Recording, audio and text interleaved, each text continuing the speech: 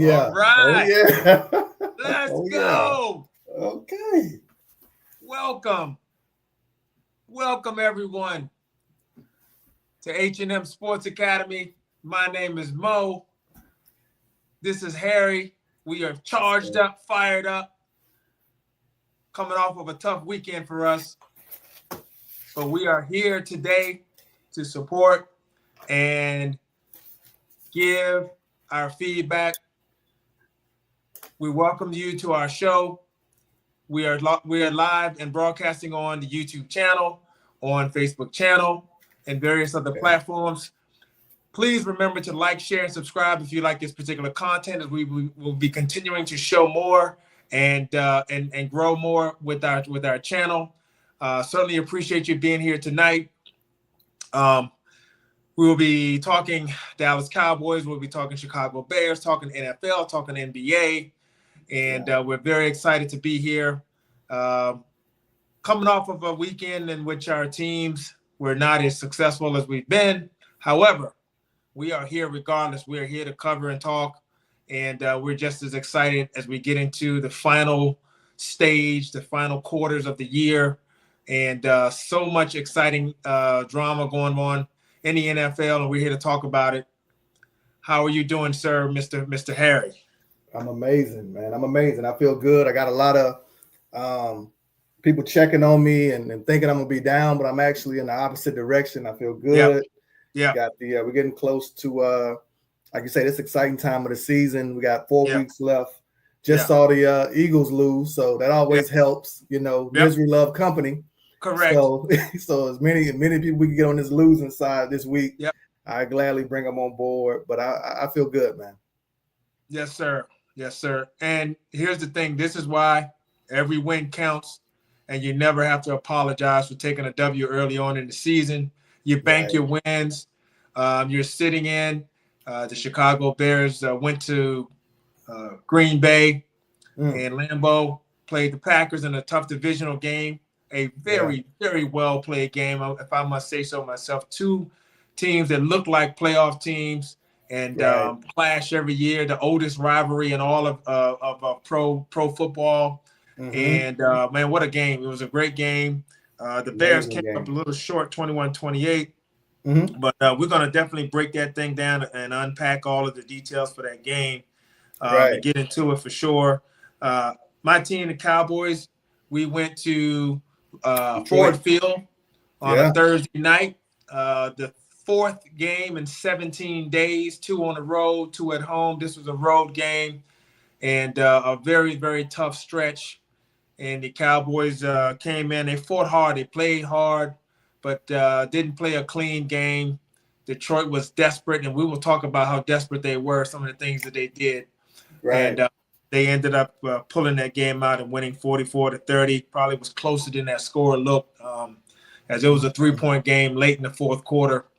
And a lot was in the balance there. So, but I will say this: if you said that the Cowboys are going to go on a 4-game stretch, you play 4 games in 17 days, and play 3 teams that were ranked in the top 7 for Super Bowl odds.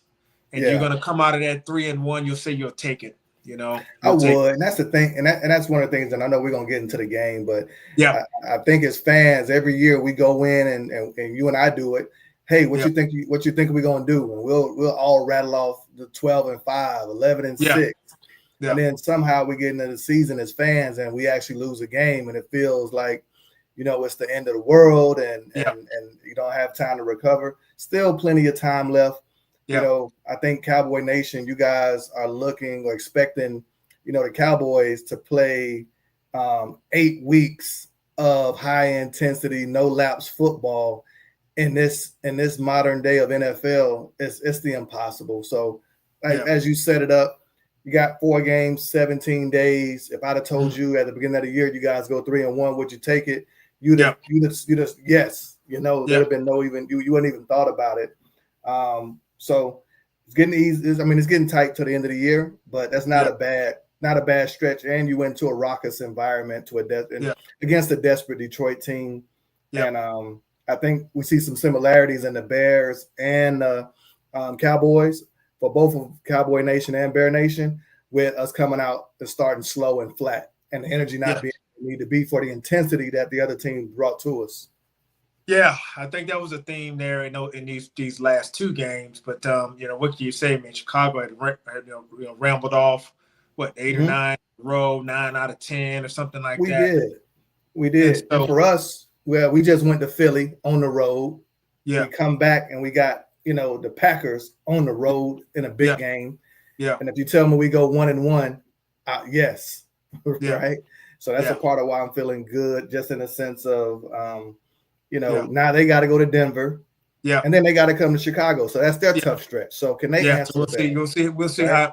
what their legs look like, what their energy looks like. Coming off the same stretch and then traveling. You're still going to be in inclement weather. We know that the odds are it's going to be bad weather. So all that's going to be a part of it. So we'll unpack all of this. We'll get into the Thursday night game first. Talk about the Cowboys. Coming off of the Thanksgiving Thursday night win, and they had another Thursday night game against Detroit. And I think the backdrop of this game was, the Detroit Lions were desperate. Had some injuries. Amon-Ra St. Brown was injured. Branch was kind of banged up. They had some offensive linemen in and out.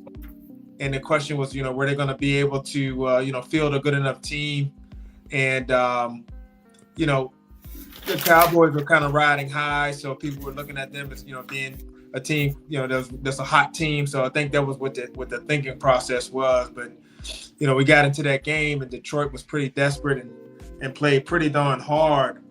When I first look at Detroit's offense against Dallas's defense, I mean, the beginning part of that game, Dallas looked pretty good. I mean, they sent a lot of blitzes at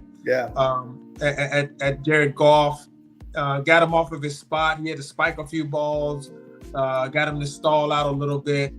And overall, the Cowboys were 3-8 on third down, 3 out of 8. So they actually defended third down well. But the problem was later on when the offense got going, it was they didn't even get to third down that very often. No. They just didn't. And so I think the key to this game was Detroit came out, and it's funny because they had offensive linemen that were injured. But what they did was decide to go even heavier and play all of their offensive linemen. They brought Skipper in. Yeah, they kept Skipper in and decided, hey, if we don't have enough, of a starting 5 that's strong, then let's put 6 or 7 guys out there and use all of them. And I think that was a counter to Dallas's 5-man front with 3 defensive tackles. And they didn't want them guys to wreck the game, going up against the 4 or 5 offensive linemen. So I would give them a credit as saying, hey, that's a smart move because, they basically kind of spread out and put our defensive line, in a position where they had the numbers against them, even though the talent was probably heavier on Dallas's defensive front. So that was the backdrop, I think. And, the key was, the other thing was, St. Brown was having a high ankle sprain, and he was out all week. He didn't practice the entire week.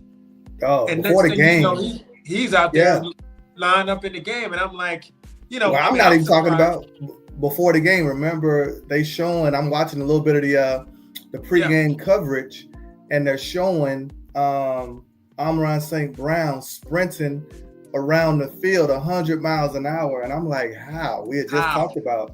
A high ankle sprain normally for a skill position guy, that pretty much rules you out at least, 2-3 weeks. And then even when you come back, you don't feel great. So when I saw him sprinting before the game, I do think that gave them an emotional lift. And they came right out the gate. Remember the first play, they went right to him. Right to him.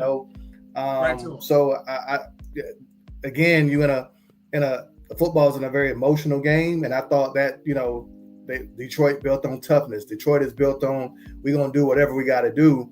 Yeah. And we like, okay, we see what type of time they on right now.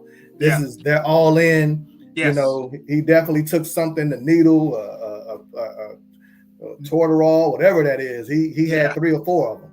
Yeah.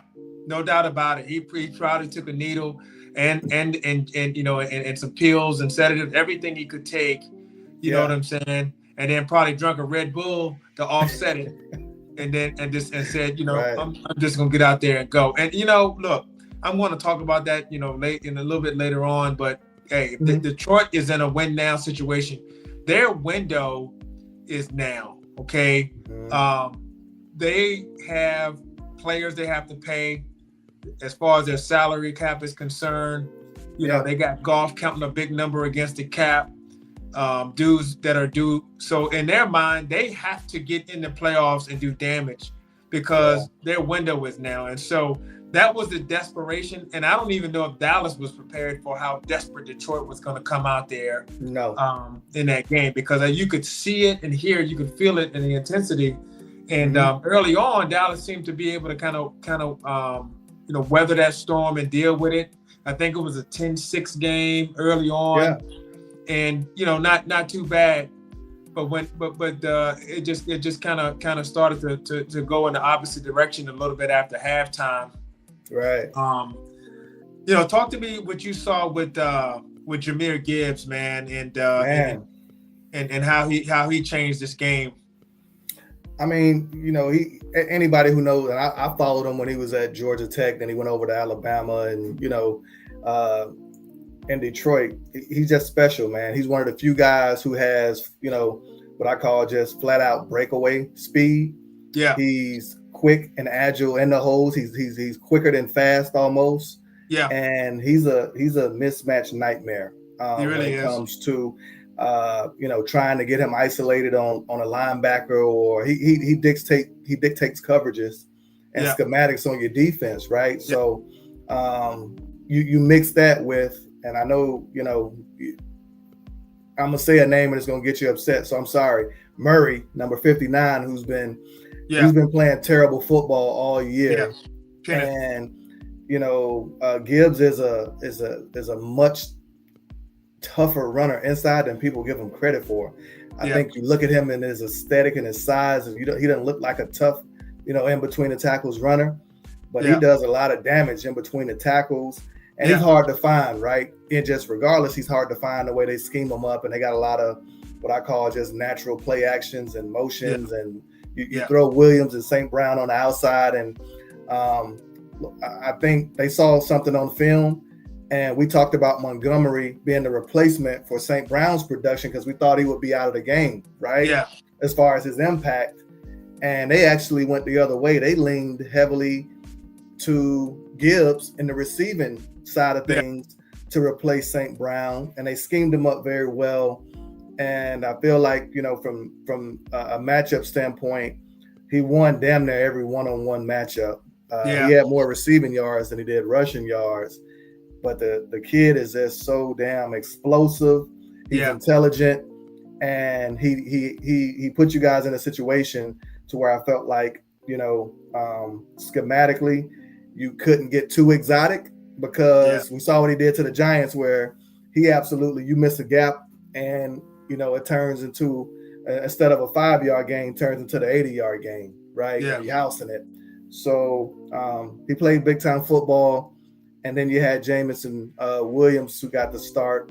Yeah. And I thought he stepped up well too, you know, got a lot of targets, ran some, you know, normally his route tree is very, you know, deep ball, deep digs, crossers. Yeah. And we saw some stop routes. We saw some intermediary things, some short things, and he expanded his volume and his role. And I thought he responded well to it. And Detroit gives a lot of. I got to give Jersey Mo a shout out. Jersey Mo called me up and I called him to check on him on Monday, and he's talking about, man, I just can't believe we gave up 44. So he goes on about, you know, 2 or 3 minutes talking about how, you know, he just can't believe how, you know, Detroit hung 44 on you guys. I'm sitting in the car and I'm like, God, man, they put 51 on us. So, I'm in there crying too. I'm shaking my head. He asking me for answers. I ain't got nothing for you, man. I ain't got nothing for you. Yeah, your analogy as the Detroit's going, they like a cockroach, they hard to kill. I think it's on 2,000, 3,000 views. Yeah. You are damn, you called it, and they're tough, and they bring a lot of what I call just one-on-one mismatch nightmares up for you. So it puts you in a disadvantageous way defensively, especially with Flus, man. In that Tampa 2, it's too many holes.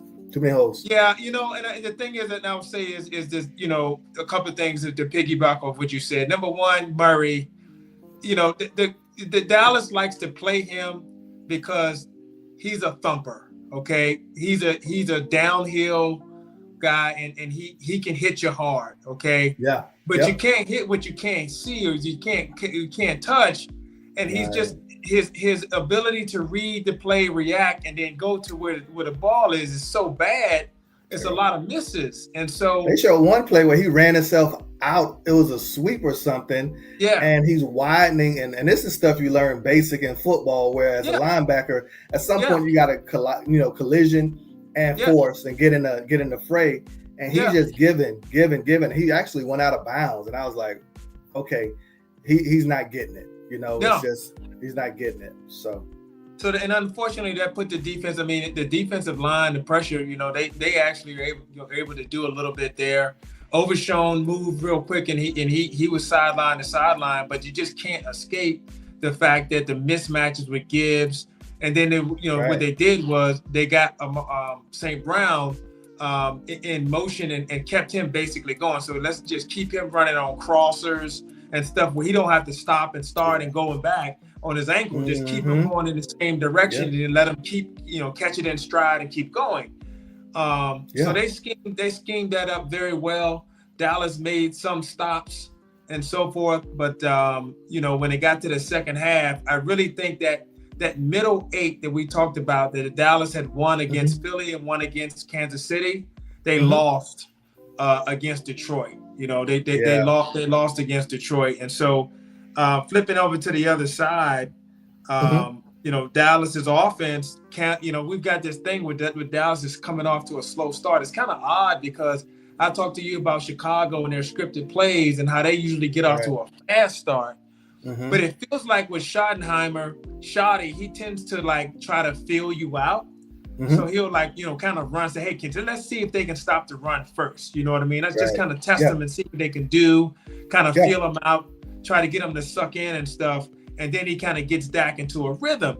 But man, what it does is it creates slow starts. I mean, Cowboys, they kicked the field goal, Detroit, Dallas kicked the field goal, made it 3-3.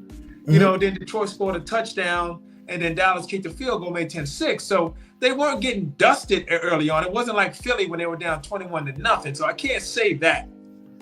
But man, you got an opportunity to take advantage and make some plays, and they just couldn't get those touchdowns early to force Detroit. Yeah, well, two things, man. I think, and this is for both of our teams. I specifically go to Dallas, though. Hutchinson over there is a game wrecker. I think when you go on the road, the last thing you want to do is expose yourself to a splash play. So I do think you get a little bit closer to vest when you face some of these teams, the Packers, the Cowboys. I'm sorry, the Lions. You look at, even with us, we're going against the Browns. You got Myles Garrett. Yeah. It was one of those things I was thinking about today. How do you get your quarterback in a nice rhythm? They also bring their secondary up and they challenge you, right? And again, it's the bully technique, and it kind of plays into their persona that we're trying to jump on you. They had Branch back there to be an enforcer, and they handsy, they grab, they grab in, they're very what I call aggressive in those first series before the game really gets settled in.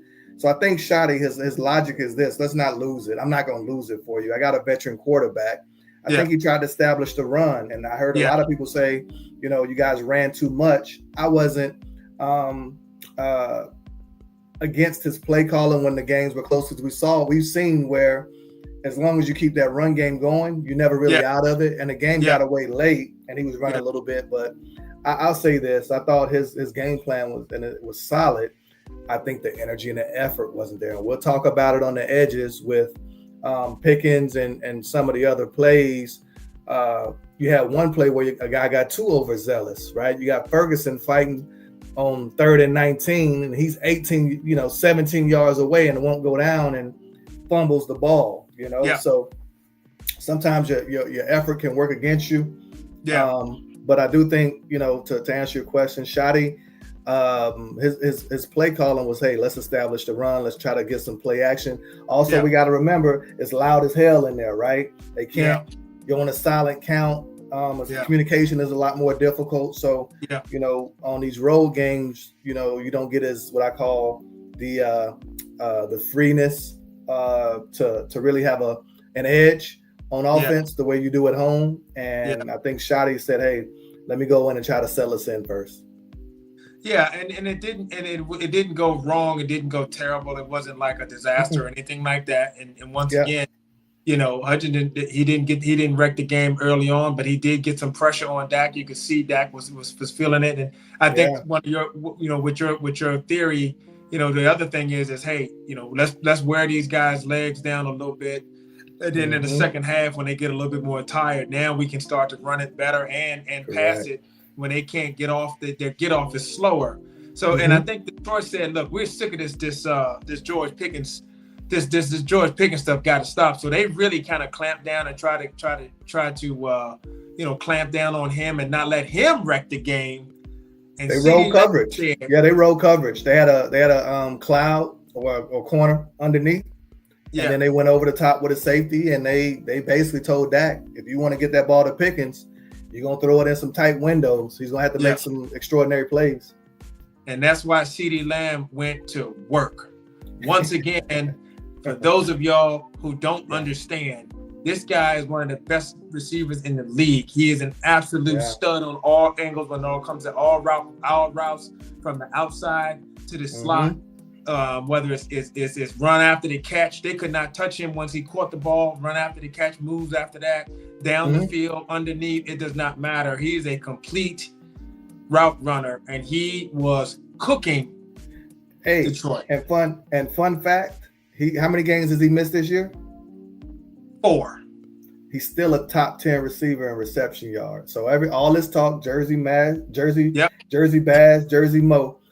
Missed 4 games. When I tell you the kid is a 3-time All-Pro for a reason, I'm not just saying it to blow hot air and just to talk the talk. The guy missed 4 games and somehow is a top 10 producer in the NFL at the position. Still in position to have 1,400 yards receiving after missing 4 games and splitting reps with Pickens, with Pickens getting a share of a lot of volume going to Pickens, and the volume going to Pickens, along with the other receivers getting touches and stuff. And that's when the guy is just eating, man, because you don't have to give him the ball 15 times in a game for him to do his damage, man. He can do it with 8 touches. And as soon as I saw the coverage that that tactic that Detroit deployed, I sent my text out to everybody. I said, for any Dallas fan, you should be feeding CeeDee early, often, late. Dak should not come off of him because there's no DB that can guard him one-on-one. And he was wide open on most of those. His separation was outstanding. Unfortunately, he had his defensive back beat. And Dak missed him. Dak was a little bit off, maybe because the pressure had sped him up a little bit, but he was a little bit off. And that was the thing. We're talking about all of these different plays, but there were more opportunities for Dallas to keep this game even closer, and they just kind of missed on a couple of them, like you said. The fumble with Ferguson turned into points, the missed pass to CeeDee turned into points, and then the killer was you get the ball back in the second half and you have that chance to get a second possession, and instead you turn it over so you don't get any points there. And then the second half you turn it over again on what basically boiled down to was a slant play in which the receiver jumped it. And last week when we did the preview, when we previewed this game, I said if you start to sit on the slant, the sluggo is going to be there. But they didn't plan for the sluggo. They went right back to the slant. If he runs a sluggo, that is a touch. He's going to roast that guy because he jumped it. I know, but also, and we're going to talk, the effort, right? I didn't love Pickens' effort. I didn't love, the fight for the ball. Right. You know, you got to run that. I've seen him run, and he ran it earlier in the game, and he got a huge gain. I want to say about 18 yards, and they called him for a hands to the face mask, and they ended up coming back on a slant. And you know, I got a couple of theories as to what may have kind of sent him into that mindset. Pittsburgh, you know, got rid of him for a reason. I think ever since he's been with Dallas, he's been mentally locked in, and you know, for the most part, engaged. And I thought that slant, like you said, coming out of the half, I don't know what that was, but I thought it was a lazy route, letting that guy cross your face and punch that ball in the air. And you know, to your point, if they run a sluggo, does he you know, pop open? Of course. Maybe he had said something like that. Maybe he had suggested something like that, and you know, he got shot down a little bit, but he looked frustrated. He didn't look like he was all the way locked in to committing to, you know, the game plan. And also sometimes double coverage frustrates some receivers, right? It does. I think elite receivers get used to it. You hear basketball players all the time, man, you know, they get tired of people blitzing them and sending all these people at them as elite scorers. You get sick of it. And this is one of those situations where I think he was just tired of the double team, and you kind of see it in his effort. And I will say this, even as a coaching point, the coaches will say, if the coverage is such and dictated such that they are doubling on you and they slanting everything towards you, then they don't expect that receiver to just try to fight through everything and try to, like, you know, to try to destroy the coverage, because at that point, he's only making himself more exhausted in a play in which he's already beat down. The quarterback is supposed to adjust and hit the other side, and the guy's just going to be, distracted. But he's already pulling them in, and I think what it did, though, that mindset took Pickens' edge off. It took his edge away, and he was just not. He wasn't locked in because he was like, dude, I'm not going to get the ball because they're already sitting on me. The CD's just going to eat today. You know, and I'm just going to do what I do, but I'm not going to get a whole bunch of looks because they just doubling up on me. Yeah, I think it took him back to his Pittsburgh time where, you know, the game plan starts to dictate, you know, that he won't get as many looks and he won't be as involved in the game. And he came out and said, you know, something in response to Richard Sherman.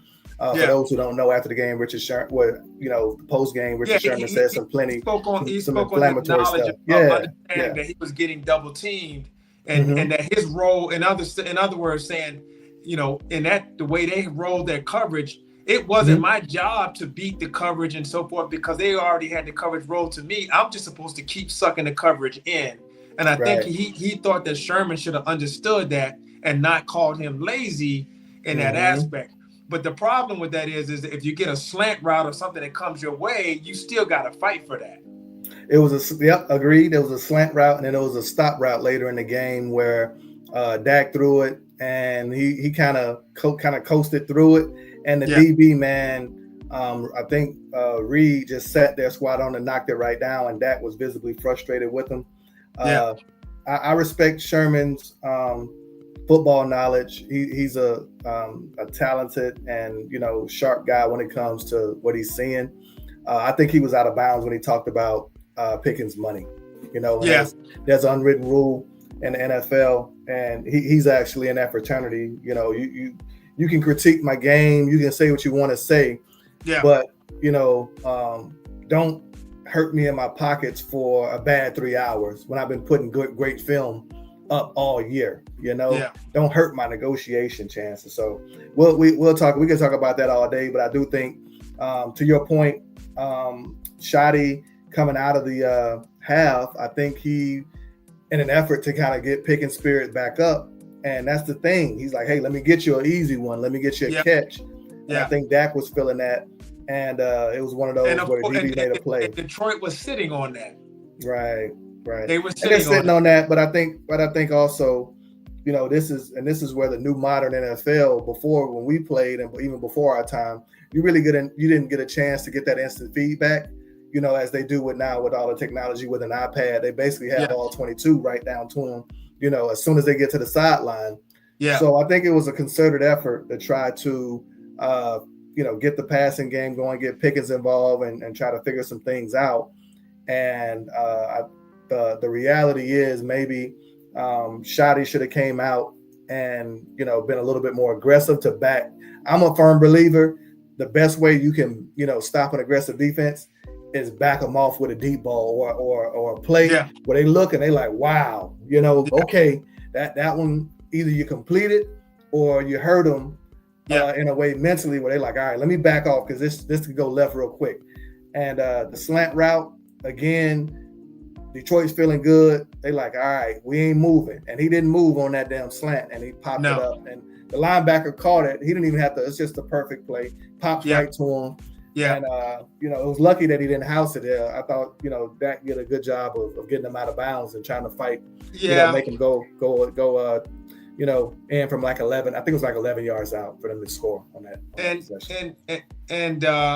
And you know, earlier in that game, you know, Dallas, like I said, Dak missed CeeDee Lamb, and he missed a chance to back them off because if Lamb catches that on the sideline, and then the other one, Pickens drew a pass interference, but Ferguson, who had a rough game, got called for hands to the face and negated it.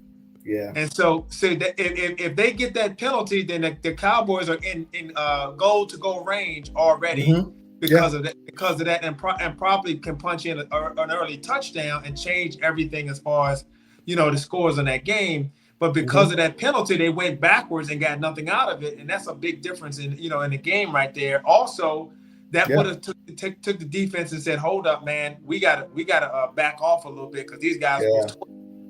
So those two things did hurt, you know. And then when it's all said and done, once CD got injured, then they really rolled everything heavily towards Pickens, in which Flournoy still had 120 yards in the touchdown. So he showed that he's a legit receiver too. He's like, hey, look, if you're gonna cover me with two people or something like that, or with your best guy, that's one thing. But if you're not gonna leave one guy on me and I'm not gonna eat either. So I was very impressed with Flournoy the way he stepped up. Well, too, he had a longer 42, you know, 9 receptions off 13 targets, like you said, a touchdown, 115 yards, 9 receptions, 115 ain't bad day at all with a tutty. No, considering he was probably not a big piece of that game plan going into the game at all. He responded. I mean, CD was already at 120 yards before he got injured, before he had the concussion, and so you know he was on pace for 2-something. And Flournoy just said, "Well, I get this 100 that you won't gonna get, that you can't get. I'm gonna go ahead on and get it for you." You know, and he did more than an admirable job. And I really think, from a big picture standpoint, I think Flournoy has moved into the third receiver spot. And so he's kind of taken Jalen Tolbert's spot in that aspect. So I was laughing because Turpin, man, he was out there looking like the kid and Pop wanted a real fast kid. His pads looking all big and helmet looking all big on him. And you guys continue to keep him out there, you know, to you know, add a weapon on the field. But you're right. I think Flournoy is playing him off the field. Some of these situations here as you go up against some of these tougher teams, man. So look, in this game, we don't always talk about special teams. A lot of times there's not a lot to talk about.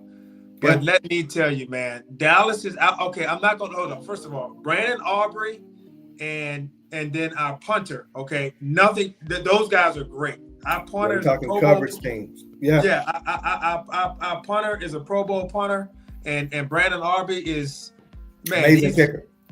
I mean, he is unbelievable.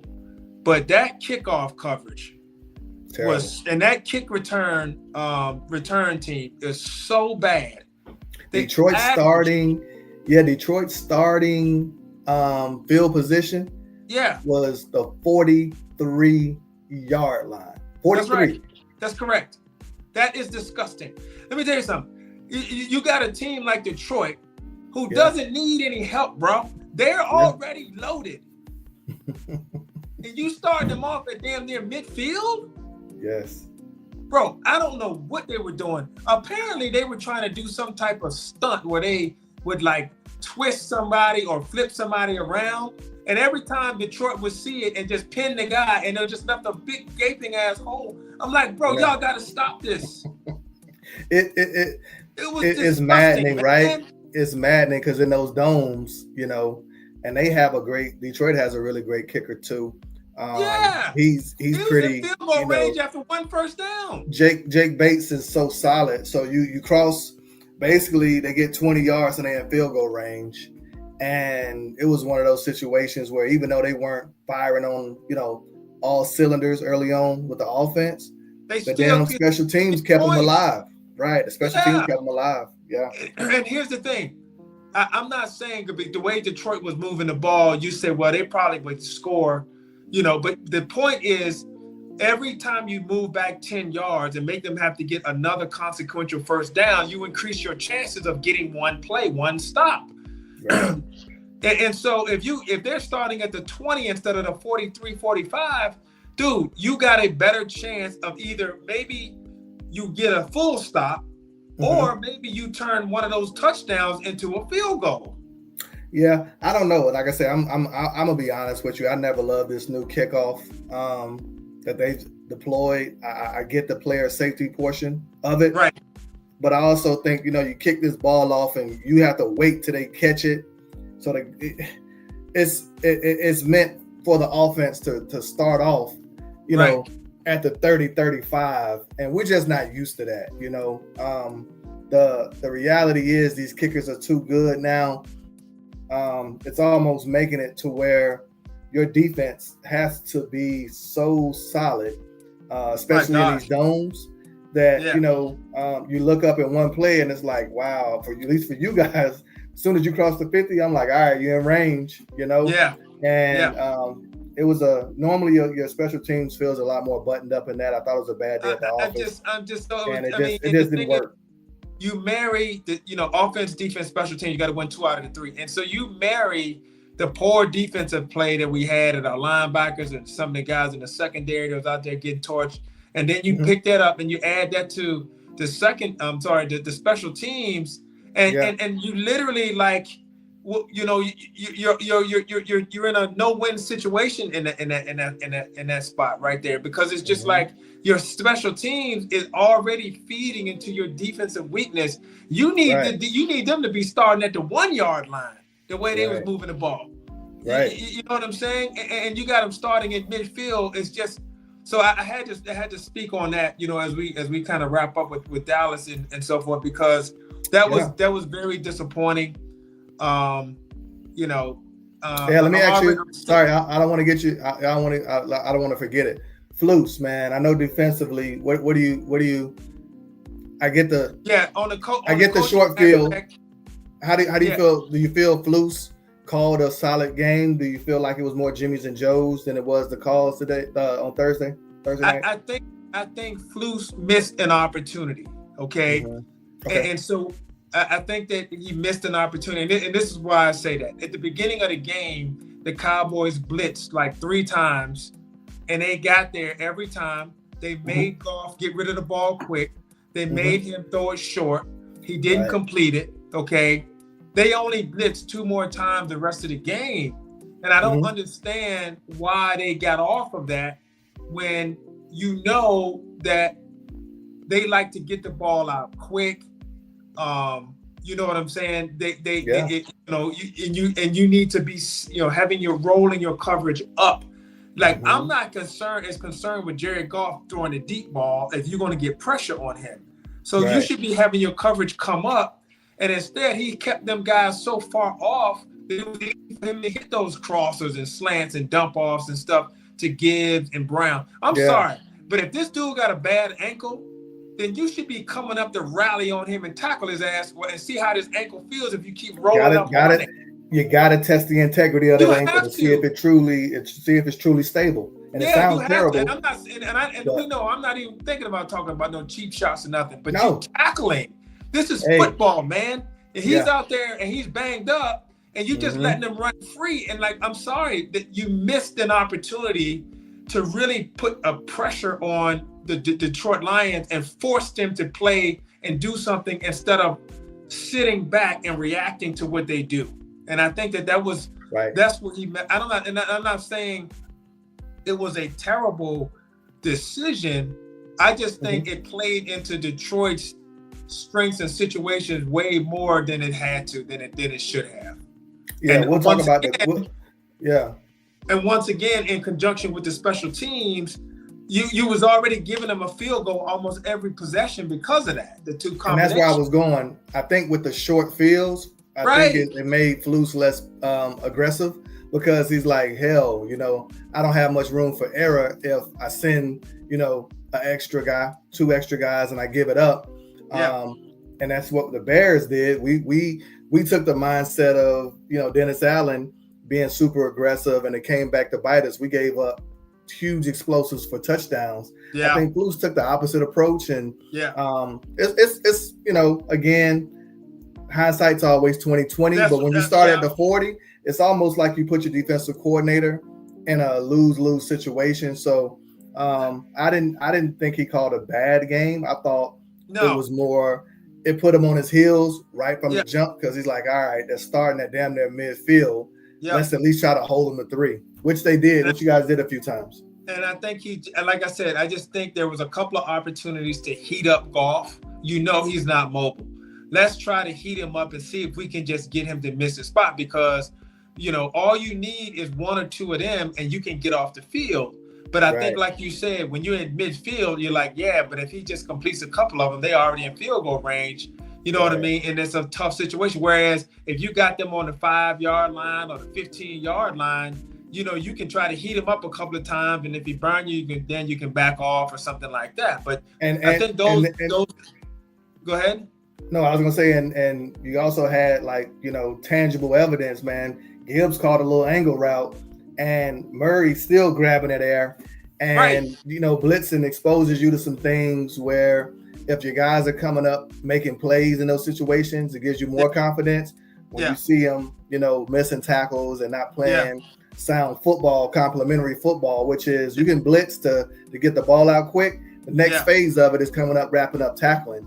Yeah. But I think he saw some of that on film and in real time. And he's like, man, I just don't want to give up a cheap one. And it ended up being, death by paper cut as opposed to, one chunk play explosive, which did you in. Yeah, man. And so it was tough. Flus, the people didn't like that. They wanted to see, Siobhan Rivera come up and play more bump and run because that's what he's like. He's a physical corner. He had a rough game. It just gave these guys so much space to run and run freely instead of clouding them and saying, hey, let's attack Goff. And so I think there was an opportunity missed there. Overshown is an excellent blitzer, but I think he's thinking, man, I need Overshown back here to make sure we don't give up any big plays. We need him back here to save us. So it's a tough situation there. And then you didn't have Clowney to play in this game, so you couldn't get that pressure off the edge. Yeah, I think that was a miss there. Yeah, the best defense against Detroit is keeping them off the field. Honestly, they got so many weapons, and when Jameson Williams is your third option offensively, and he's a 4-2 guy. You got Gibbs, who's a 4-2 guy. Yeah. You throw in what I call a physical offensive line. Had Skipper out there, some what I call some unbalanced sets, some heavy sets, and then Montgomery. Unfortunately, it's so many what I call body blows, and you said it yourself, 17 days, 4 games. It's hard to sometimes match the intensity of the home team and the more desperate team. And this was one where in order for you to win these big games, you got to be buttoned up in all 3 phases, and this was one where you guys got a little loose in special teams coverage. You got a little loose offensively due to CD, going down with an unfortunate injury. And then I think on defense, I look, it's just one of those, had you guys been completely locked in, it's already a tough ask. And you got them where they found something on film to get Gibbs, isolated in the passing game and won some one-on-one matchups. So not an embarrassing effort. I think it was just, one of those situations where you ran into a buzzsaw Thursday night. Yeah, and then wrapping that up, I want to talk about that. When I look at the Cowboys, we talked about the 17 games in 4 days, and I want to look at in an even bigger picture. This is a team in which Brian Schottenheimer is trying to build a program. This team is not a complete team. It is not a whole team. There's some holes there in the team. We're trying to put together an organization and build a culture. And one of the things he wants to make sure he knows, that the players know, is that he wants to protect them as far as their health and their safety, as far as the big picture. You know, because you got a guy like Clowney, who's an older guy, and a guy like Diggs, who's up there. He's had some injuries and stuff. And those were guys who were up and possibly able to play, and they held them back and said, you guys aren't quite ready. We're not going to put you out there and put you in a tough situation. We'll live with it and next man up, and then get you one more week of rest, and then we come back. And so, because this is a program that you're trying to build, and you can't just throw caution to the wind and just keep throwing people out there. And then you flip the other side with Detroit, and them given the fact that their window is there, and their window is now. They blew an opportunity last year against Washington because they had injuries, and here they are again, and they don't want to miss the playoffs, so they're trying to go. And what do? Okay, they shoot up St. Brown with all types of stuff and run him out there on an ankle. You want to know what his foot probably felt like the next day, coming off of that, running on that turf like that, and being shot up, and that those ligaments aren't healed. You want to know what he felt like the next day. And then Brian Branch, who is really one of the best safeties in the league. He's an excellent player, a tough player, really the heartbeat of that defense.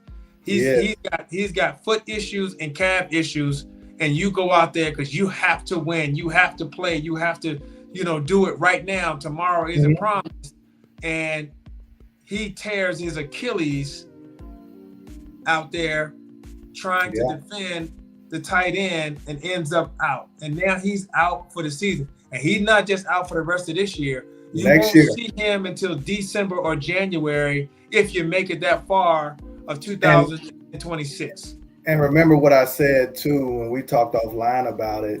An Achilles injury for a safety or a DB is the worst injury. It's a death injury, because all you're doing when you got a healthy Achilles is putting immense strain on it with all that breaking on the football, the back pedal to the transition from the back pedal to the break. It's all Achilles strain. So, Dan Campbell and the Detroit Lions, and you explained it very well. We've seen the last 2 years them be decimated by injuries.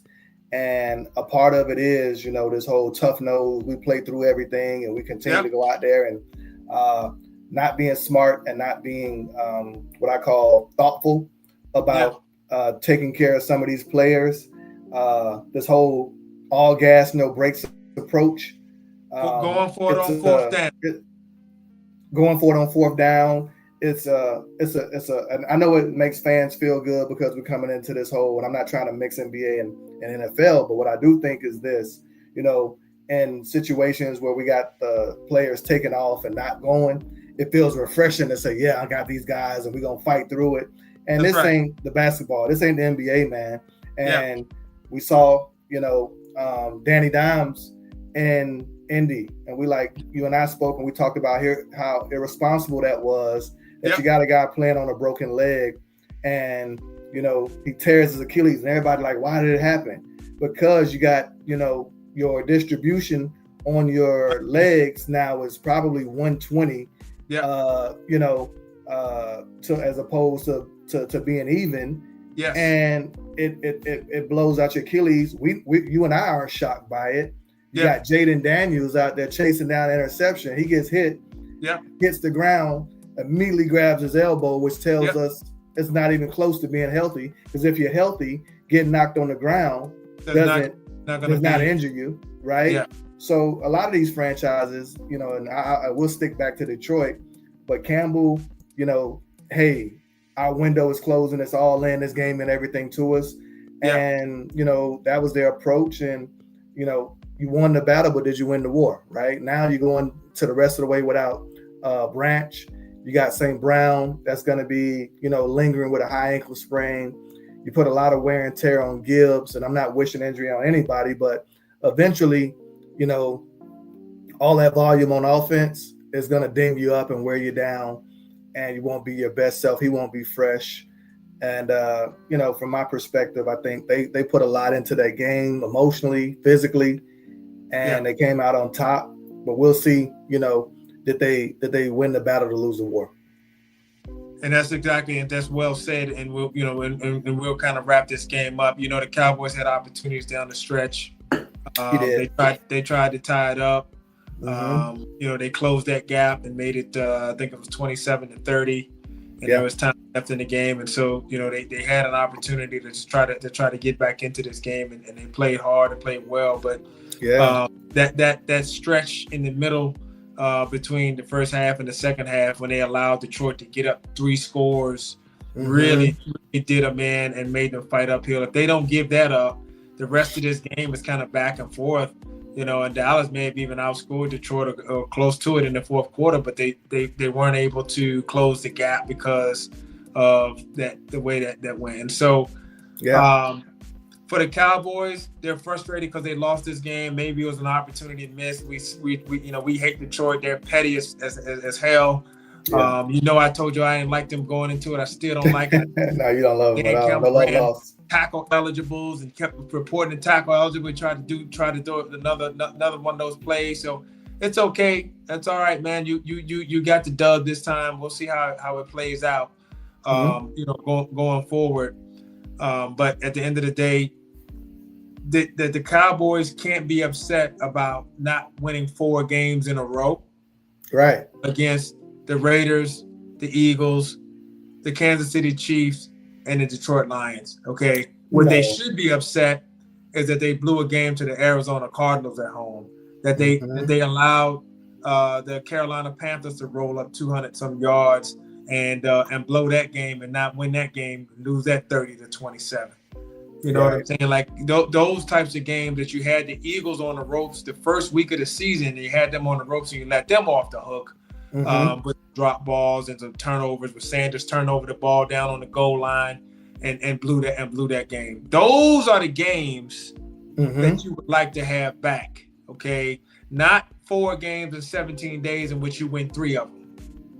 Right. Okay. I think I agree. I think the reality is, like I said, I'm in the camp of saying, there's a lot of high stress, high level football that you guys are trying to play in a short window of time. Yep. And, this is one of those games where you had to be completely buttoned up in all 3 phases. And even if you were buttoned up in all 3 phases, these are games that, Detroit's no pushover. They're talented. And they were desperate. And I think this is one, you guys got it to 27-30. And I think you might have ran out of gas a little bit, right? And unfortunately, didn't have CD. Sometimes, we don't make excuses about injuries, but it's the reality, trying to play a tough team without your best players and then expecting, no drop off or no, lack of production is not, what I call, it's not a situation that you should think should be happening, right? Where your second stringers and third stringers come in and produce like a CD Lamb. It's just, he's too talented. So there's going to be a natural drop off. So expecting that to continue is fool's gold, and it's not, not reality. So in that sense, I say, tough loss in the moment. But as we see with the Eagles losing, the pack comes back, the pack jumps out, the pack comes back to you. Yep. And, we got another month to see where this thing lands. Got to come off the mini bye, got an opportunity to get healed up, get some players back and reset, recharge the batteries. And you got a 4-game stretch, 2 at the road, 2 at home. Yeah. And just go from there and just, live with the results. But that's, that's what it is. So we wrap that game up. Let's move forward to the Chicago Bears and their big game against the Packers. The backdrop here where the Bears coming to this game, number 1 seed in the NFC, having rolled off 8 of their 9 last wins or 9 of their last 10 games. Just playing excellent football, having beat the Eagles.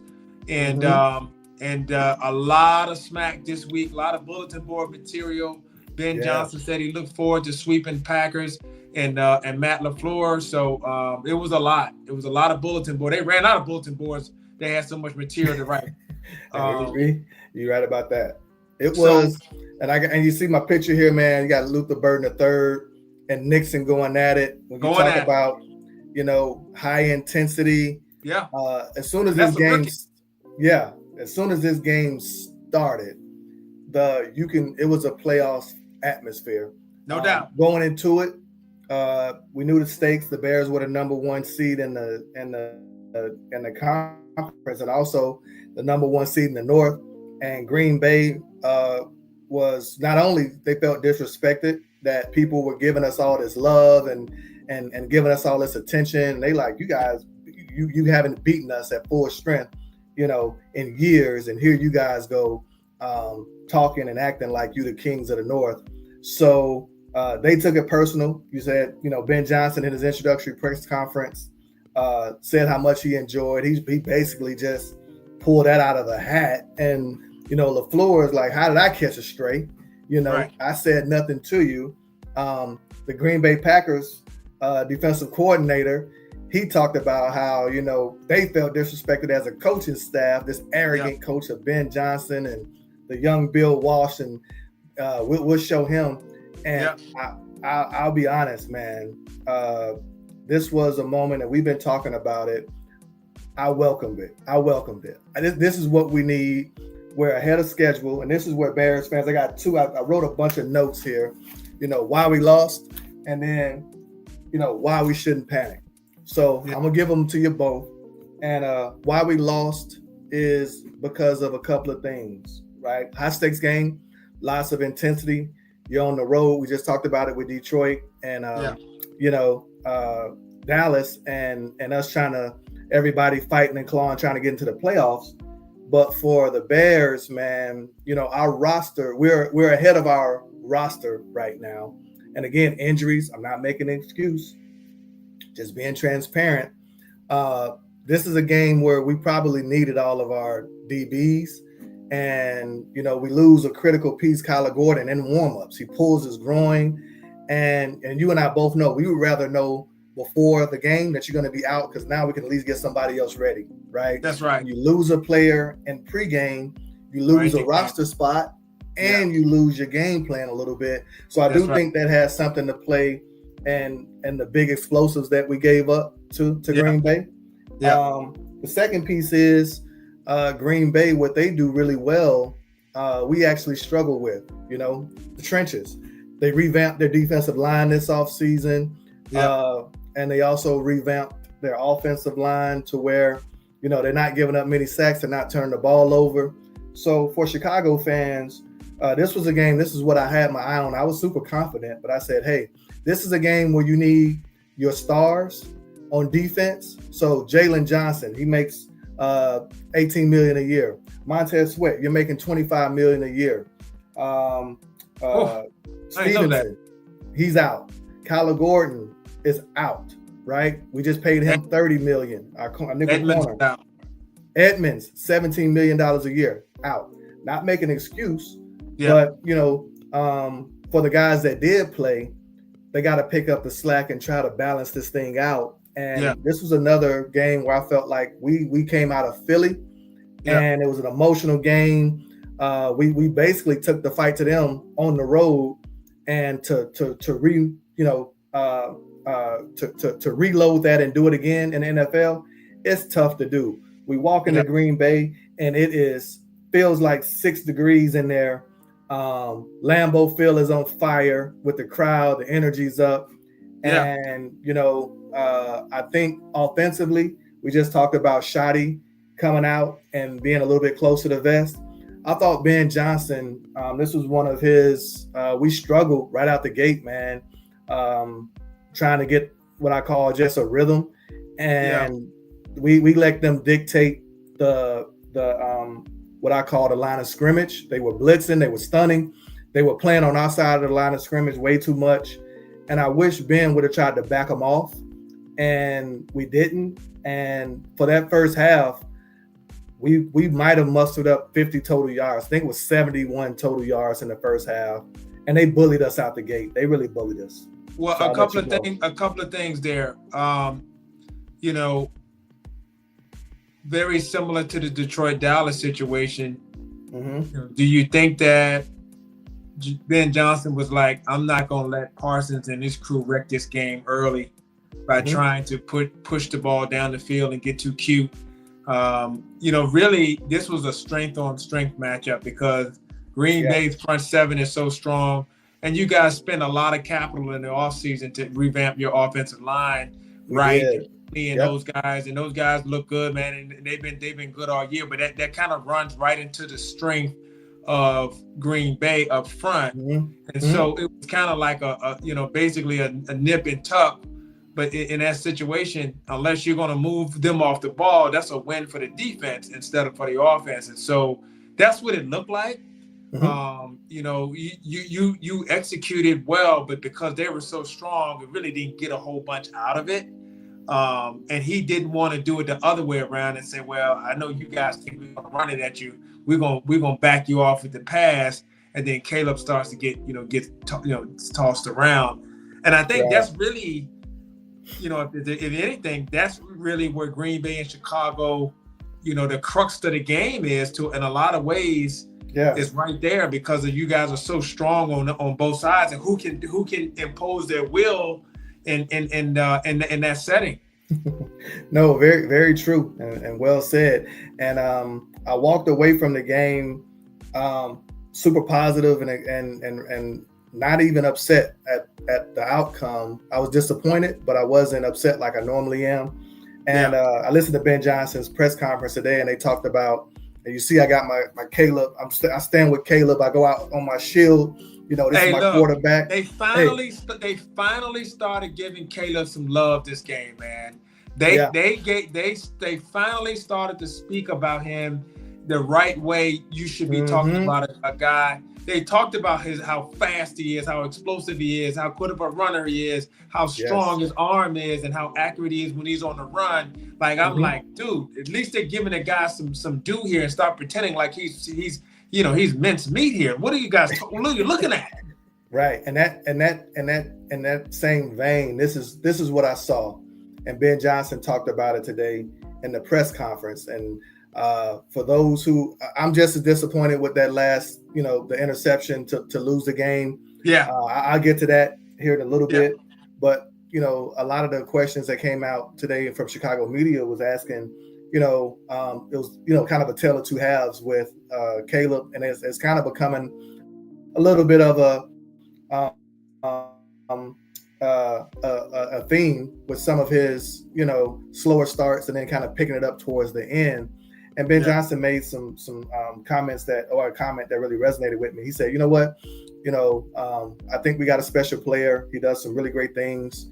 I don't know if I'm helping him enough to get him some easy, throws early in the game. He said, asking somebody to throw an 18-yard dagger route in -6 degrees against the Packers as your first throw. He said he does it every day in practice, but when I'm being honest with myself, I'm asking a lot of him. And this is where Ben and Caleb are starting to learn each other. And if you go back and we want to absolve these young quarterbacks to what we saw with the greats in their later years, right? And I'm not, absolving Caleb for the slow start. I think it's just one of those things where he's saying, hey, can I get him a 5-yard out? Can I get him a quick smoke screen? Can I get him, a little dump off the Swift? Some of the things we did in the second half to truly get him going before I throw, a full out aggressive Green Bay Packers defense at him. I thought Caleb, he threw a strike to Coast and Loveland early in that game after the interception. And the DB made a hell of a play. He punches it out. They go to review, and great challenge by LaFleur. And we ended up, not getting points out of that. And from the rest of a lot of the series, I think Caleb just didn't put the ball in harm's way. He threw it away, or, he was cautious with the football and checked it down. And his numbers were pedestrian. The production was worse. And I think it's just one of those things where this is what we need. And this is Bears fan. This is why I'm excited, because you saw what happened in the second half. Once we got a chance to settle into the game, and you saw Ben Johnson. And this is what we have in Ben Johnson is a processor, right? Mm-hmm. And what I'm looking for in my head coach and what I'm looking for in my quarterback is to be able to, deal with what I call negative results and negative outcomes and turn them into positive results. The media asked Ben Johnson, hey, what did you do schematically that worked in that second half that didn't work in the first half? And he looked in the camera, he said, nothing. We just executed better. And I called a better game, right? That's partially true. I think there's always adjustments being made. I think you mentioned to me during the game that that Ben Johnson was, was doing his due diligence, and he was kind of recording data, taking in information, kind of feeling it out to see where he could attack in the second half. And that's kind of similar to what I was just talking about with Shoddy, where we were saying, that first quarter, first couple of possessions, it kind of feels like, he's testing you to see what he can get away with, to see what he can do. And then that helps him understand what to do next. And so now you need your defense to hold your water while that's going on. And if so, the second half looks very promising. So I think that's a very similar trait there. And Ben Johnson is obviously excellent when it comes to his adjustments and scheme, because that second half, man, Chicago jumped right back in that thing, got in there quick. And I got a secret for you. It's not just going to be the second half. Ben Johnson's a sharp guy. He knows we played him again in 2 weeks, right? Yeah. So it's almost like weathering a storm. And I'm going to I think he's looking at this Packers and Cowboys game. He looked at it almost like a series, right? Yeah. And sometimes, and again, I'm throwing my NBA analogy in. And that game one, you kind of fill them out and you say, I get the information that I need, and then it helps you process and, establish how you really take it to them when they show you their what I call is their best hand. I think the Packers went into this game way more desperate than us. They came in way more what I call pissed off than what we were. And they showed us a lot, and they gave us a lot of what I call exotic looks. And you and I both know you can do that for about 2 quarters, but after that second quarter, normally you got to get into your base. And when they got into their base and we really kind of, started blocking up some of the exotic things they were doing, we did really well. I'm not saying it guarantees a victory in Soldier Field in 2 weeks, but what I am saying is for a young quarterback and a young, coach to go into that environment and be able to, get that information, process it, and show positive results rather quickly was, very, very, very promising for me. Because now when we get in a playoff situation where we see something where we don't see, we can pull back into this environment. And, I think negative results are sometimes some of our greatest teachers. And this is a situation where we can pull out some what I call and build up our callus and toughen up as an offense. And we've been starting slow here for all of this season. And Ben has been, hey, we got to get faster. We got to hit our marks with our receivers. We got to get to our distance. We got to snap our head around. We got to catch the football. All of these things you can preach. And you and I both know if you're winning along the way as a young team and still correcting mistakes, it's great. There gets to a certain point when the playoff football starts, that shit don't matter no more. You got to be on top of this stuff from day one. So now this is the first situation where the Bears are like, all right, this is our first game with true expectations. We ain't afraid. They're a great team. We're a good team.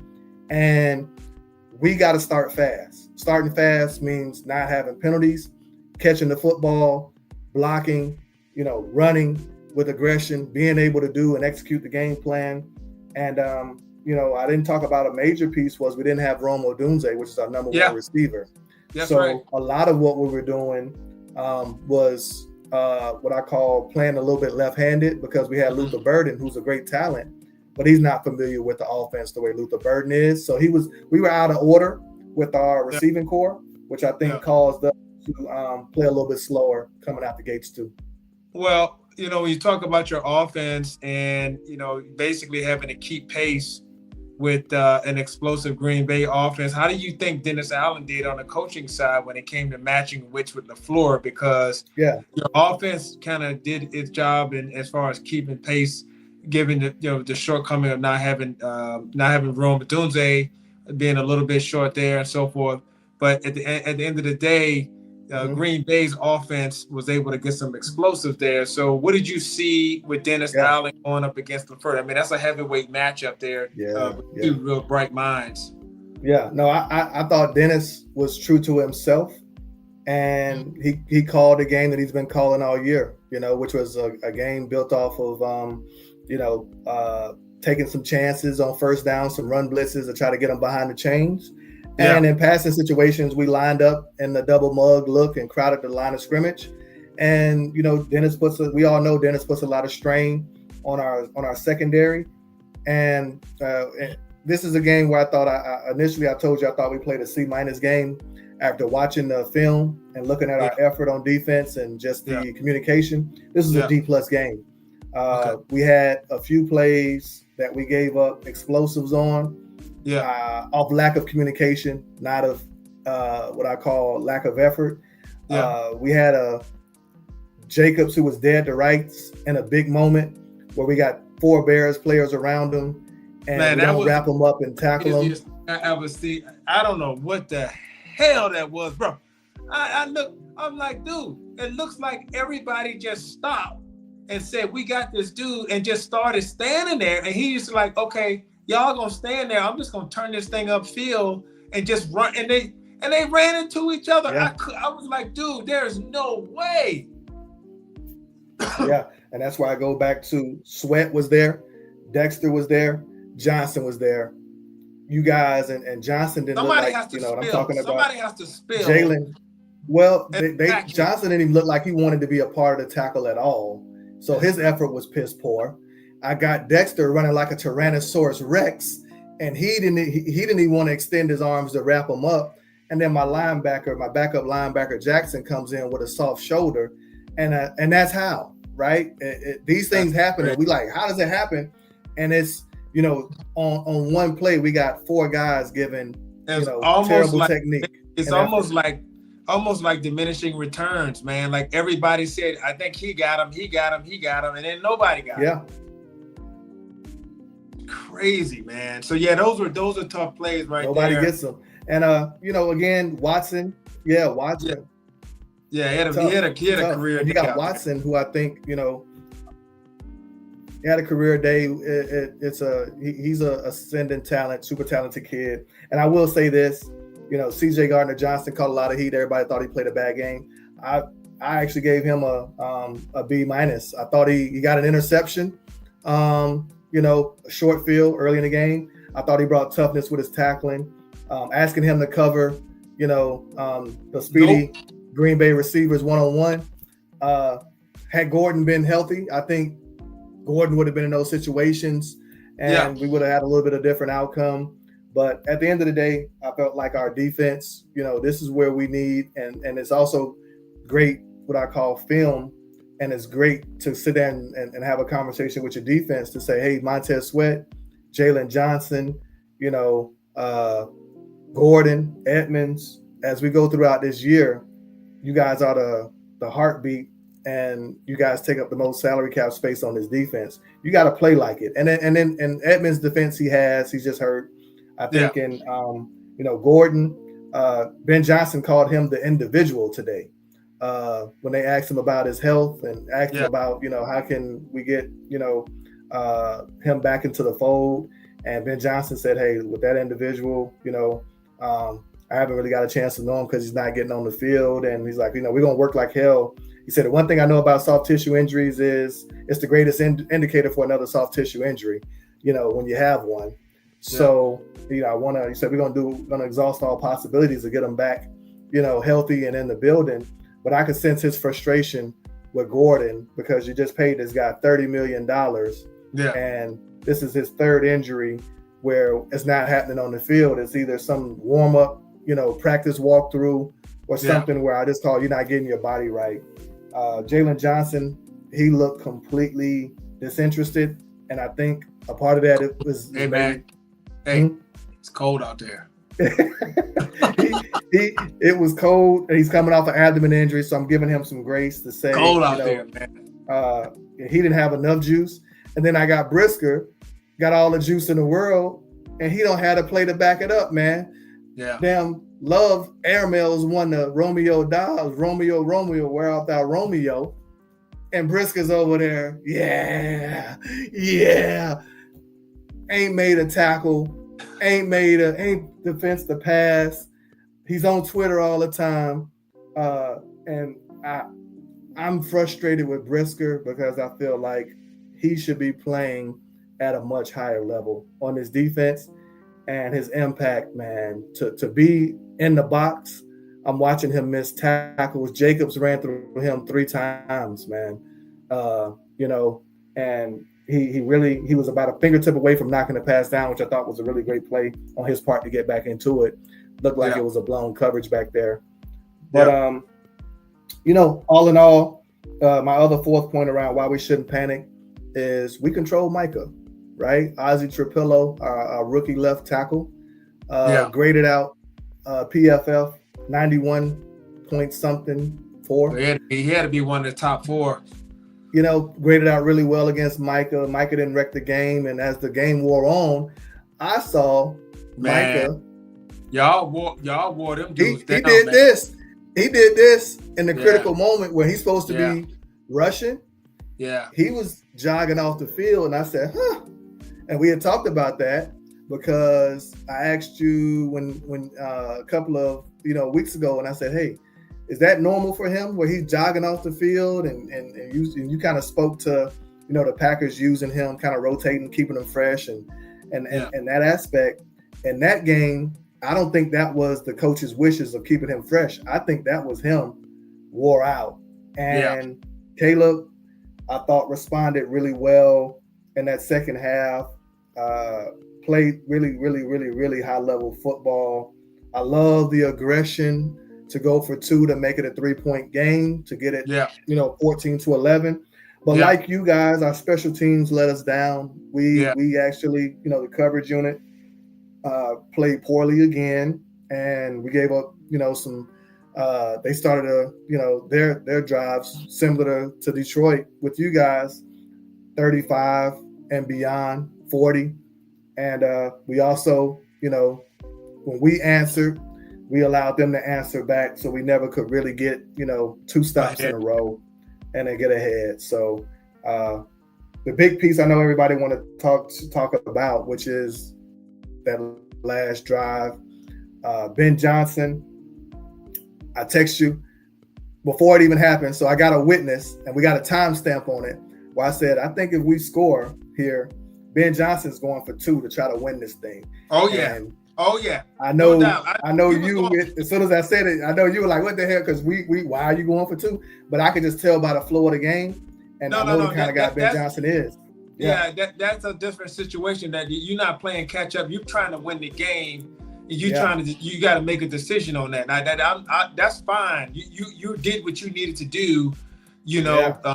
I was okay with going for the 2 late in the game to cut it to 3. Also, excuse me. And so all of that made sense.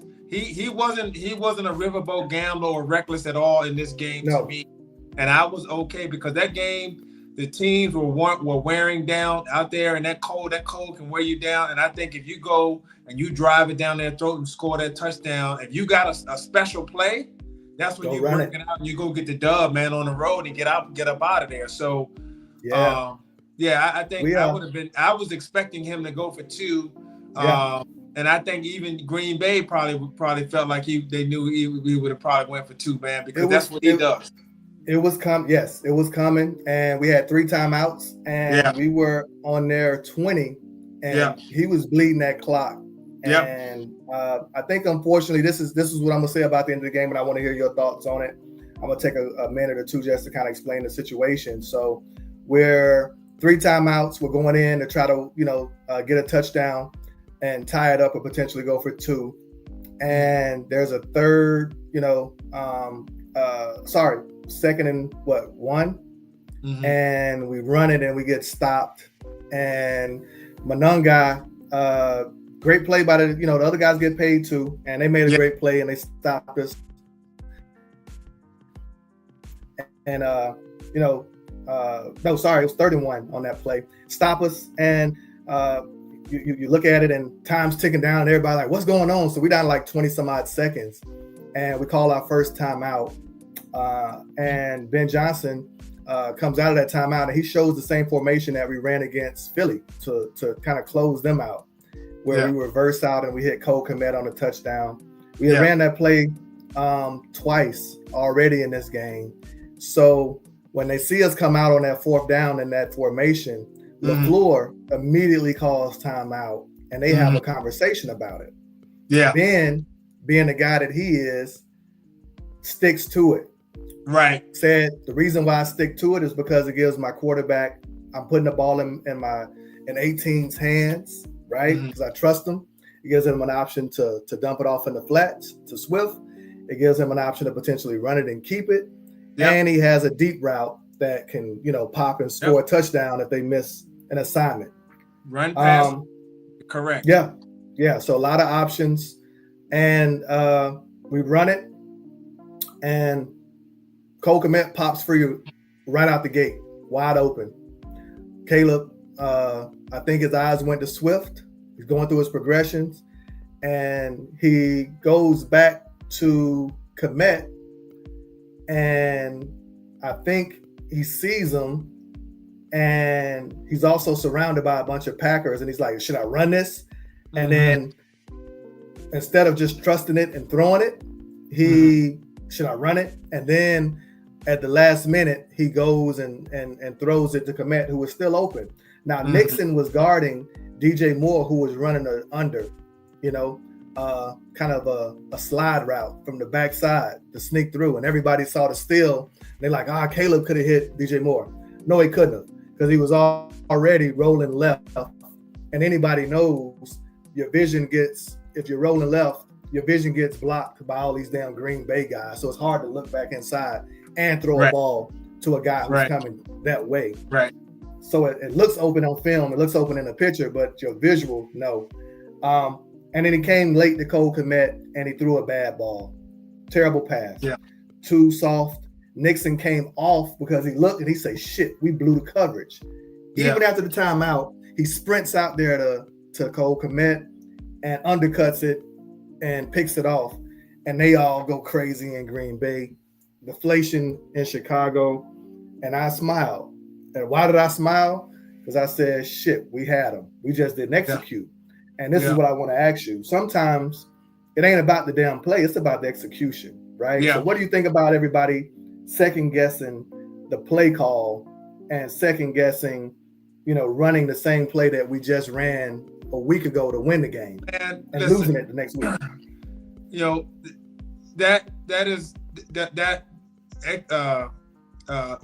Sitting there and trying to nitpick on that particular play is just a loser response. If it's all said and done, you're not going to win and lose a game on one play. That was the final straw. You had to drive all the way down there. You put your quarterback in a position where he had the ball in his hands. He had been running it well all day. He had a short pass and a long pass and a run option. Okay, and he had the ability to pick up the first down, and he chose to go for it because he saw that guy flash in the end zone. And instead of trying to throw it to him and lead him, he tried to throw it directly to him because he didn't think Nixon was going to be able to peel off in time to get to him. Had he saw Nixon there, Nixon's much smaller than Kmet. He could have threw a high point ball, and Kmet would have been up. It would have been either touchdown or incompletion. You know what I'm saying? And so, but you got to do a lot of thinking and processing or pass interference at that split moment to decide which one of them you want to do.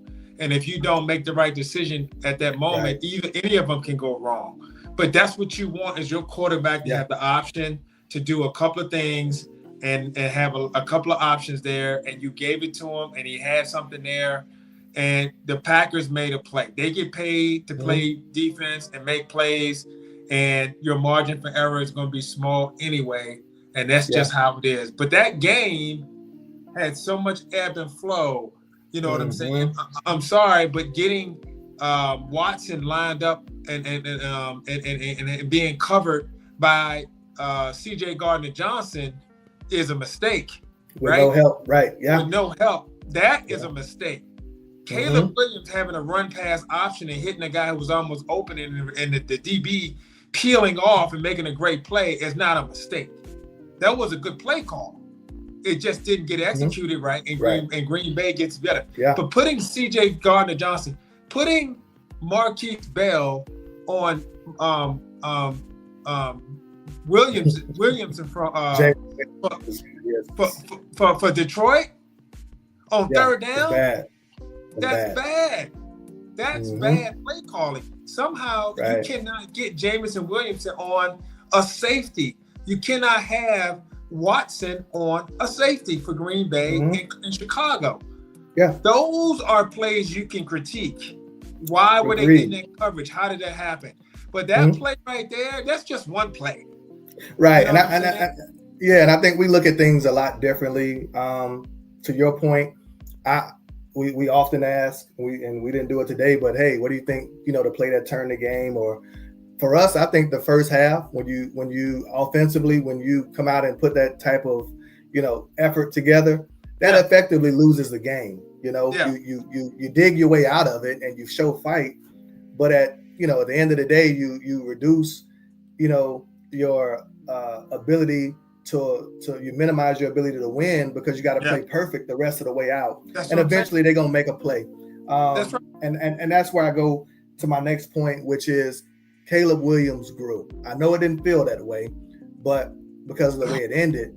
But now in his mind, again, we're going to be playing the goal is for us to play high leverage football. And if I went to Bear Nation and I said, hey, in September at the start of the season in week 1, before it starts off against Minnesota, that faithful Thursday, was it Sunday night or Monday night rather. And I say, hey, in week 13, we got a chance to play, Cleveland, to be number 1 in the division and potentially number 1 in the NFC North the week later if we beat the Packers. Would you take it?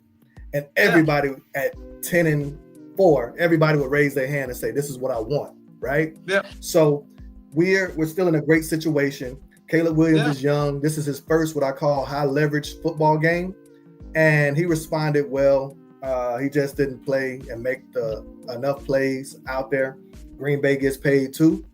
But I guarantee this, when I saw LaFleur and I saw Micah and Jacobs and Love, they looked around. They said, shit, man, we played a damn B+, A+ game on offense. And that game was nip and tuck.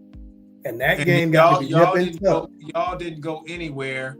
And I know what they say deep down inside, they got to be saying, bro, them dudes are for real. They are legit. We weren't messing around this game, and we could not shake them. They were right there, and they were wearing us out in the second half. And if this game had gotten the one thing I will say about not going for 2 is the way the Green Bay Packers were starting to wear down. Going to overtime wouldn't have been the worst thing either. I'm not saying you don't go for 2 and go for the win and get up out of there on the road. But I don't think that you would have guaranteed to be a loss in OT if you get there, because they were gassed. They were getting gassed. I completely agree. I don't think there was a wrong answer in whatever decision that Ben made. Yeah. My thought process is this, we lost the battle this Sunday night, Bear Nation. We get a chance in Soldier Field to, hold serve. And hopefully, when you go into these matchups, and you've been playing high level matchups with the Eagles, with the Commanders, with the Giants over the course of, I say the last, I'm going to say over Dak's, career, you guys have played some version of what I call, intense football within your division.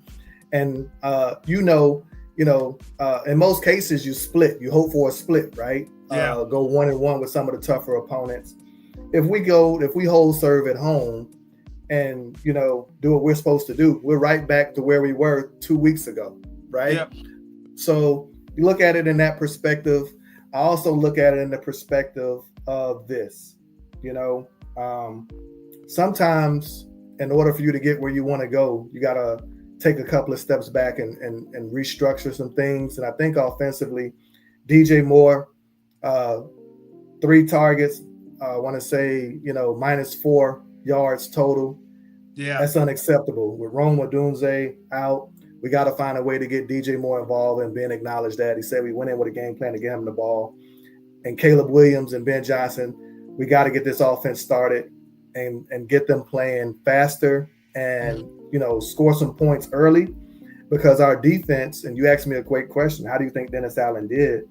Dennis Allen is playing, shorthanded right now. He hasn't had a full complement of his players all year. He hasn't had anything that resembles what I call a competent defense, and he's been working, wonders. And we're just not at a point with this roster, because we're ahead of schedule. Bears fans want to see us pull out and win every game. And when we don't have our linebackers, we don't have Edmonds, we just got Edwards back and he's hurt. We don't have, Jalen Johnson. We don't have Gordon. We don't have. Where's that graphic you sent me the other day with the team? Yeah, I gotta pull it up. Yeah, that has the most players injured in their records. And who's at the top of that list? We're leading the league in games missed by players at it was like 279 before this Packers game. We were number 1. And you had NFL has injuries. Speed. Green Bay had tons of injuries walking in too. I think it's just the quality of their roster. Yeah, we're the number 1 seed. The quality of their roster is a little bit better than ours right now, where they can absorb it, where they don't have some of the injuries to some of their key players. For us, our strength is actually in our secondary. So in a couple of weeks, or I'm giving Bear Nation even greater hope. Even if they beat us in Soldier Field and we somehow manage to get in the playoffs and we match up with them a third time, we're the last team they want to see, because we should be much more well equipped to play them. So we got our own stressors. Don't get me wrong. We still got to find a way to get to 11 or 12 wins to get in. Yeah. But from what I saw from the Bears, I feel super confident. And, Ben Johnson not taking any shortcuts with the development. Colston Loveland had a rough first half. He sat him down. I'm like, damn. He had a drop pass and then a false start. Ben pulls him right out of the game. And it's a critical game. And I'm like, wow. He's sending in our third tight end. Ben is developing these guys very, very, very, very, very tough. He's been very hard on them, and I'm hoping it pays dividends this year. Once again, go ahead. Once again, though, this is what we're talking about. Ben Johnson, Brian Schottenheimer, they have not lost sight of the fact that you are building a program and a system and a culture. And that culture is you play to a standard, you play to a level, and if you don't, then we got to get you off the field. If you don't do well enough, you can't stay on the team. If you're not competing at the highest level, then we can't work with you. And that has to be so. But at the same time, I got your back. I love you. I care for you. I'm not gonna push you out here and make you play hurt or play injured if you can't play. I got your back, because we're building this long term. That is the difference between a coach who's trying to build a program and a coach who's trying to win today, and so you bank wins and you take the wins, but you love to teach those lessons while you're trying to build your team with a young guy and say, hey man, I know you're a good player. One day you're going to probably be a Pro Bowler, but right now in this game, I can't just throw you out there. You know what I'm saying? And even though I want to just do that, I can't throw a caution to the wind. I got to teach you this lesson right now. And that's big. Right. That's a subtle thing that you got to see. Very subtle. And Rome Odunze, if it was a playoff game, he would have played. But because of what you just said, which is an amazing, great point, our number 1 receiver sits. And he's like, all right, you got a stress fracture in your foot. Yeah.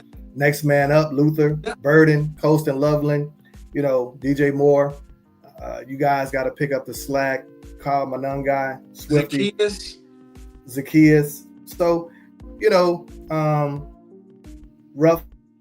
rough night in a sense that we didn't get the result that we wanted. Sometimes, and you and I both know this, sometimes along the journey, when you're doing the right things, that's the hardest part about that journey, is accepting just because you put the work in and just because you do all the things to uphold the standard. Yeah. It's a cruel game. You lose. Yeah. You're not going to win every close game. For the Bears, it's time for us to get out of the mindset of we just want to keep it close and, we're going to fight you to the end. Now, we can go kick your ass early too, right? We can jump on you early too. And it's just taking the next step in the progression and the maturation of our offense and our defense right now, which is banged up. But at the end of the day, this week against Cleveland is a huge, huge game for us to see if we should jump on them and get rid of those guys quickly and not play around. That's what I'm really looking to see if we're maturing as a team, to see if to your point, the standard is really being accepted by these guys, because we proved in 2 weeks in a row by beating Philly and, probably playing one of the most physical, high-level, high-intensity games with the Packers and not wilting and fighting them to being 11 yards away from beating a Super Bowl contender is impressive in my eyes. How do we respond against Cleveland? Do we come out and play down and kind of hang around or drop a game that we should win? We got to take the next step to, showing that we're maturing and we're starting to accept being a good team. And what comes with being a good team is playing like it all 4 quarters. No doubt. And that kind of really synopsis this week here with the Bears and the Packers. Great game. I know the rating's gonna be high on that one as well. Man, you guys broke a record. So for the Thursday night game, you coming off the Thanksgiving, was it 52 viewers? I think you guys had the highest rated Thursday night game ever with like 19.1 or something. They got as high as 67 million, but leveled out at 57, which is unbelievable numbers, man. And that's what the Cowboys brand does. And then the Chiefs on top of that, it just kind of what that is. So, the guys got to be used to playing those high profile games, man. That's really what it is. Those games prepare you for the postseason if you ever get to it. Yeah. So I love that. I love it too. I think, we got the Packers, we got the 49ers, and we got the Lions. And I wouldn't ask for more. This is the best schedule for us. I know our Bears fans, we're like, man, we would want it easy. No, we don't. For this team, we want high level, different variations of offenses, tough defenses. We're going to walk into the playoffs if we get in, not there just to be happy that we showed up. We're going to do some damage. If we can come out on the other side okay of this next 4-game stretch. Beautiful. And that wraps up these 2 games here. Real quick, not to belabor too much, we'll a quick synopsis with the Lakers, little NBA action. They get ready to go into the Cup. They're at sitting at 15-6, I think is what their record is. They're in the number 2. They might be 17-7. Let me check real quick. I think they added a game. About 15-6 or 16-6. They're good 10 games over. They're in the second place in the West right now. Only OKC has a better record. And 17-6 right now. 17-6, man. Second place in the Western Conference. 17-6, 11 games over 500, best record on the road in the NBA. Just playing excellent ball. And my guy Teddy King James showed his mettle last night in a big game against the 76ers, man. So I think that was an excellent game. And they're getting ready to play the San Antonio Spurs in the Cup. What's the name of the play? What's the name of the game? What's the name of the the damn, I call it the damn, what's it called? The little playoff cup, whatever that is. I don't even know what they call it. It'll come to me in a minute. But they're getting ready to play, and I think this is going to be awesome because in order to get to the finals, they're going to have to go through OKC and San Antonio. Got to go through San Antonio, and if they beat them, they got to play OKC. So I want to see. These are games that the Lakers need to play anyway because they need to see and measure themselves against OKC. Hopefully the roster will be healthy and you'll get a full complement of the roster to see where they stand versus OKC and how they match up. But I think this is awesome. Man, everybody get healthy against the Lakers. I saw Embiid ain't played in a year, and I see him prancing down the court. It's just what the hell is this? Paul George. Man, Paul George and Embiid have missed a total of like 300 games in the last 2-3 years.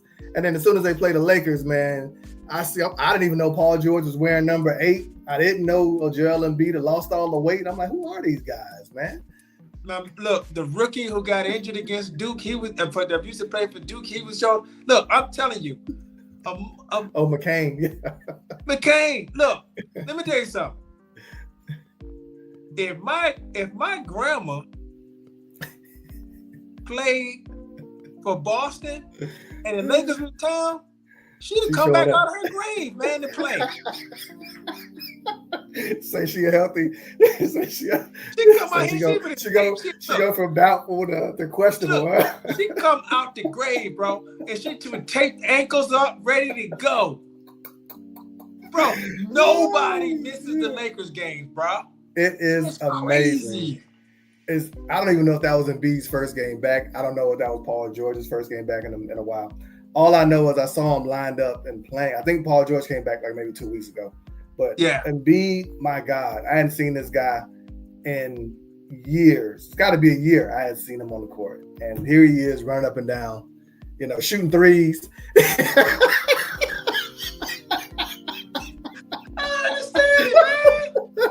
Hey man, he out there with Austin Reeves jam stepping in the triple threat. I'm like, man, 2 games ago we played Boston. Man, they said Tatum might suit up. Oh, they showed Tatum in warm-ups, man. Yeah, he's really good. I got scared. I think I can know. Bro, you got a torn Achilles. Man, I don't understand, bro.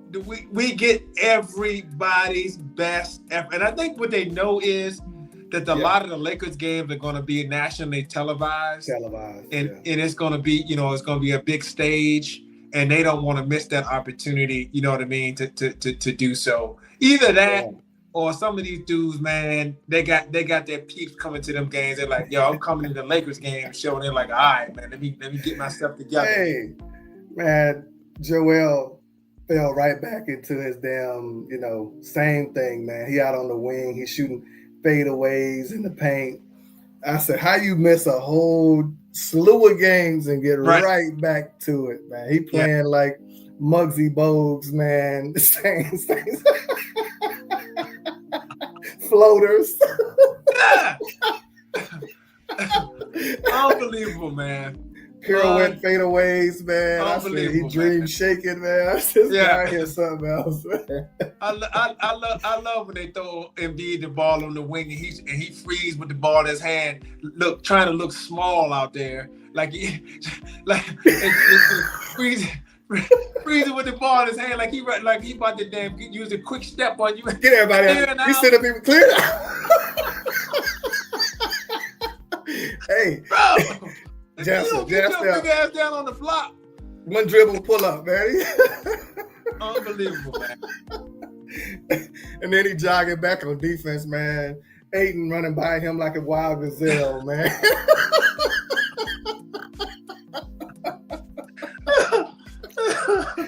Oh, man. I love it, man. But look, we didn't see this happen before, and these guys have injured themselves. They come out and they re-injured themselves. What's my man named Powell that played for Miami last year against the Clippers? Man, he came out there with a bad hamstring and damn near tore it off the bone trying to get back out there. Really did. Lakers, man. They always do this, and so it is what it is. That's why we don't end up pulling away into the fourth quarter because some of these teams are giving their best effort. They trying so hard. But they can't keep up, man. It's like running the 100-meter dash, man. You slowing down and the guy just cruising by you. the Lakers are just going to pull by these teams. And then in the second half of the season, when these guys are all, tanking it, you won't even have to deal with these guys, man. They're just fighting right now. The Lakers are doing excellent. I'm very happy with them. Their offensive efficiency is ridiculous. They might need to make a few adjustments with their defense, but they look good. And LeBron James looks like he's coming back around too. Yeah, I think the big story, but we hadn't talked about it in a while, was LeBron James, an 18-year, double-digit 10 point, at least minimum, of reaching 10 points in every game. That streak was broken, but in true LeBron fashion, it was broken on a game-winning assist, buzzer-beating assist to Rui. Yep. And he could have shot it. And he could have shot it, or he could have, overtime if he didn't make it. So he wouldn't have lost the game if he missed it. He could have easily just shot it and went with overtime, and probably would have got 10 points in overtime, or won it with the 10 point with the do it. But the right play to make, correct, was to go to Rui on the wing, who is deadly. He saw the rotation when he caught it. He caught it with a plan, and he drove hard in the middle of the paint. And as soon as that backside defender, came down to try to cut off the drive and call it a tag guy on the backside, to tag that big man to prevent the lob. Man, he fired that ball to Rui. Yep. And Rui shot it so pure, man. What's his name? He's the former Laker. I can see it's Brandon. What's his name? The guy who was playing for Toronto. He was a Laker. Brandon Ingram came out to contest it. Yeah. Got a really good contest. But it was Rui had already let that short corner three go, and it was bottoms. And you and I both are LeBron guys. I take him, hate him, love him. I think the reality is, when you look at what he's done for the game, 18 years of that type of efficiency, and this is the anti what we're talking about with guys in the NFL not having their body right. Kyler Gordon, he's consistently, in great shape, kept his body right. And we both played basketball. 10 points doesn't sound like a lot until you actually try to go and get 10 points, right? Some nights you just don't feel it. Basketball is not like football. In football, I felt very few moments where the ball didn't feel good in my hands, or I didn't feel like myself. Normally, football is more about the other guys like physically stopping you, as opposed to, I shot a great shot. It felt great, but it kind of burps out, or it goes around, and I go down the middle of the lane. I got a wide open layup, and somebody's setting a legal screen, and now that play's coming back. There's a lot of what I call kind of nuances within, scoring the ball consistently night in, night out, and having that type of talent. And when you think about 18 years of, what I call consistent production and expectation, to see it end in that way, I thought was, fitting, because it was LeBron James playing the way the game is supposed to be played. He had a rough night shooting the ball, make no mistake about it. And you're right, he could have easily been selfish in that moment and said, Jordan would shoot here, Kobe would shoot here, everything that everybody would say. And he made the right basketball play. And then he comes right back out the next game, because he's a powerful guy. And give you damn near 30. And hits you with the crown me celebration, and he meshed it and comboed it with the finisher. And I looked up and I said, man, he's aging. I could tell by the way he's moving. He's not in full basketball shape yet, but you could just tell, we're at the tail end of his some of his athletic peak. But man, the production but his tail end is most guys' peak, right? Yeah. Or somewhere they never go. So I'm just cherishing the moments, man. I'm really appreciative that we get a chance to see him play. We really have to stop and appreciate what we're watching, and in real time we're watching this true greatness, of unspoken proportion, man. And it's just amazing to see. And yet and still, the guy is so talented and so amazing that he's still being held to a standard of a player who's 22, 23, 25, 27 years old, even at 40. He's still being criticized. That's the crazy thing. That's how good you have to be in his shoes, that at his age, you're criticizing him as though he is 30 years old, making no excuse for the guy, making no exception at all other than he don't look good. Right. No, it's amazing. I've heard, Gilbert Arenas is probably the closest one to communicating what you just said on a national stage, and saying it in a way for people to understand, what we're seeing is not normal, and even then, as a fan, I'm watching Luka Doncic go to LeBron in the crunch moment, and I'm like, Jesus Christ, man, we know how great Luka is, and he's in a pick and roll with LeBron James, and LeBron's still delivering, and I'm in my 40s now. You're in your 40s and into our latter years around watching sports and kind of looking at, we watched a lot of basketball in our day. We've seen a lot of talent. I think you and I are on the same camp, and I'm gonna say this, and I'm gonna shut up and let you have the floor. Basketball and LeBron James, for some reason, he's made people believe that basketball is the only sport where the players haven't evolved as athletes, right? And the things that he's doing, he couldn't go back in time and do because he's not tough enough, and he didn't have a clutch gene, and Skip Bayless started all this stuff. And it's unfortunate that people think that what he's doing at, I think he turns 41 here in a few days, is normal. It's not normal.